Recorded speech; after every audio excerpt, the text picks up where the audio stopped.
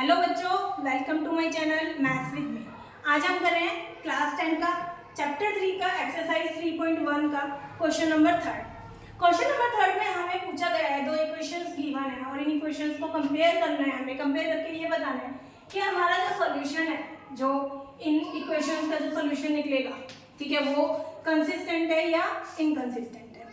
तो देखो, मैंने आपको इससे पहले वाले क्वेश्चन में ना पैरेलल, इंटरसेक्टिंग और कोइंसिडेंट लाइन के ना कंपैरिजन लिखवाए थे। तो उन्हीं में देखेंगे कि अगर हमारी लाइनें कोइंसिडेंट हैं तो आप उसे इनकंसिस्टेंट बोल दोगे। अगर हमारी ये दोनों हैं, यानी कि लाइन पैरेलल है या इंटरसेक्टिंग लाइनें हैं, तो वो केस हमारे कंसिस्टेंट के होंगे। तो चलिए देखते हैं अपने क्वेश्चन से। पहले हमें क्या निकालना है, a1 by a2। ठीक है, a1 क्या है मेरा, a1 by a2 इक्वल हमें करना है b1 by b2 के, और चेक करना है क्या c1 by c2 के इक्वल है। ठीक है, वैसे तो मैंने आपको ये बताया था कि आपको ना 5 को इधर लेना, माइनस का हो जाएगा, फिर आप कंपेयर करना। लेकिन चलिए, इन केस आप भूल भी जाते हो तो क्वेश्चन कोई गलत नहीं होता है, सोल्यूशन हमारा तब भी वही निकल के आएगा, कोई फर्क नहीं पड़ता। देखते हैं इस वाले क्वेश्चन में। फर्स्ट इक्वेशन थी, सेकेंड इक्वेशन मुझे लिखनी होगी ना यहाँ पर। तो सेकेंड इक्वेशन है हमारी 2x minus 3y equals to 7।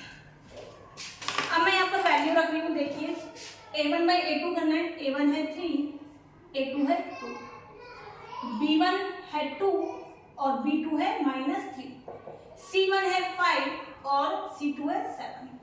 इन दोनों कंडीशंस को जो मैंने देखा तो ये यहीं पर रॉन्ग हो गया था, ये दोनों अनइक्वल है।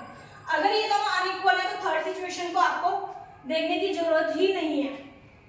तो देखिए, ये दोनों अगर अनइक्वल है, a1 by a2 अगर इक्वल नहीं है b1 by b2 के, तो सिचुएशन क्या बनती है हमारी लाइनें क्या हो जाएंगी, कंसिस्टेंट। तो आप लिख देंगे ये सॉल्यूशन क्या होंगे हमारे, कंसिस्टेंट। क्लियर। चलिए सेकंड क्वेश्चन करते हैं। पहले अपना लिखते हैं a1 by a2 क्या इक्वल है b1 by b2 के, और फिर हम चेक करते हैं क्या वो इक्वल है c1 by c2 के। अगर ये दोनों इक्वेशन, अगर ये दोनों कंपैरिजन इक्वल निकलते हैं तो हम इसको चेक करते हैं। a1 क्या है 2, a2 है मेरा 4, b1 है -3 और b2 है -6, c1 है हमारा 8 और c2 है हमारा 9। क्लियर। चलिए कट करें, 1 by 2 1 2 2 2 4, माइनस से माइनस कट हो गया, 3 1 3 3 2 6। ये दोनों तो इक्वल है, ठीक है, लेकिन ये तो कट ही नहीं हो रहा हमारा, तो ये तो नॉट इक्वल हो गया। तो कंडीशन क्या बन गई कि a1 by a2 हमारे इक्वल निकला है b1 by b2 के, लेकिन b1 by b2 इक्वल नहीं निकला हमारे c1 by c2 के।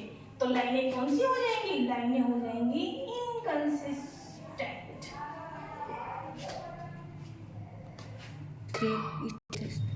चलिए देखते हैं इसका थर्ड पार्ट।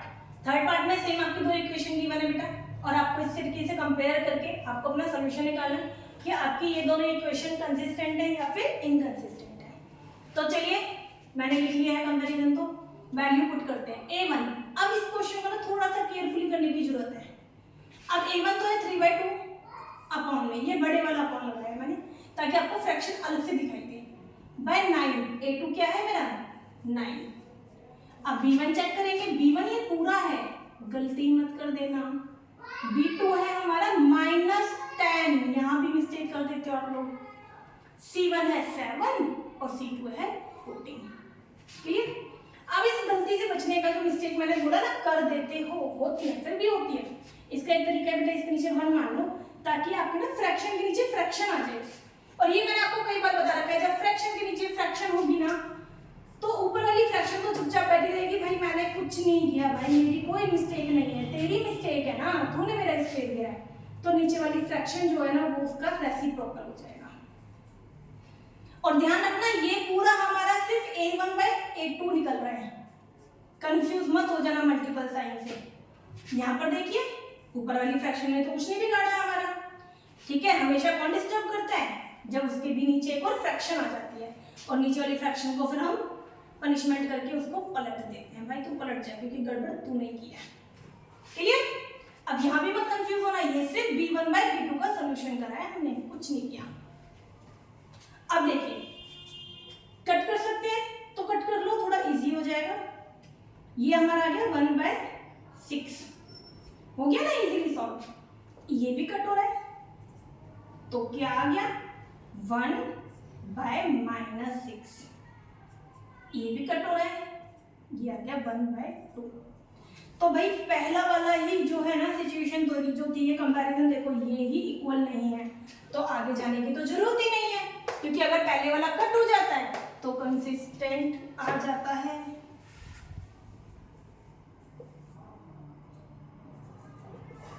क्लियर? अब देखते हैं क्वेश्चन नंबर 4। क्वेश्चन 4 के लिए पहले अपनी कंडीशन लिख लेते हैं। क्या हमें चेक करना है क्या a1/a2 इक्वल है b1/b2 के? अगर हाँ ये दोनों इक्वल निकलते हैं तो हमें चेक करना होता है क्या वो इक्वल है c1/c2 के। चलिए वैल्यू पुट करते हैं। a1 है मेरा 5, a2 है मेरा -10, b2 है माइनस, माइनस के साइन को मत छोड़ देना भाई, माइनस बड़ा नोटी बच्चा होता है, कभी साथ नहीं छोड़ता, हर जगह आपको परेशान करेगा। तो जहां माइनस देखो ना वहां आपके दिमाग की बत्ती जल जानी चाहिए भाई, थोड़ा केयरफुली हो जाओ, ठीक है।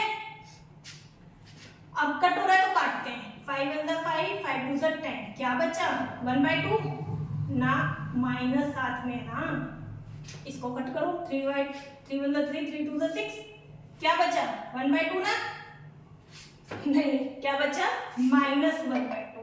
तो माइनस की प्रैक्टिस अच्छे से करना। ये तो कट ही नहीं हो रहा है तो छोड़ दो। चेक करो क्या ये दोनों इक्वल हैं।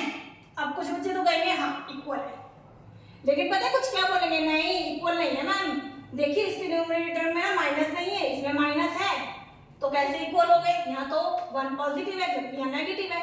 तो एक चीज समझ लो मेरी, जब फ्रैक्शन होती है ना, फ्रैक्शन के आगे आप माइनस ना कैसे भी लगा सकते हो, ऐसे लिख दो इसको, बीच में माइनस लगा दो, या फिर इसके डिनोमिनेटर में माइनस लिख दो, तीनों ही वैल्यू सेम होती है, कोई फर्क नहीं होता।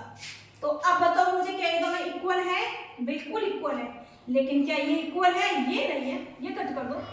तो कंडीशन बन गई a1/a2 इक्वल है b1/b2 के, लेकिन वो इक्वल नहीं है c1/c2 के। तो चेक करो क्या बन रहा है हमारा सॉल्यूशन, आ रहा है इनकंसिस्टेंट।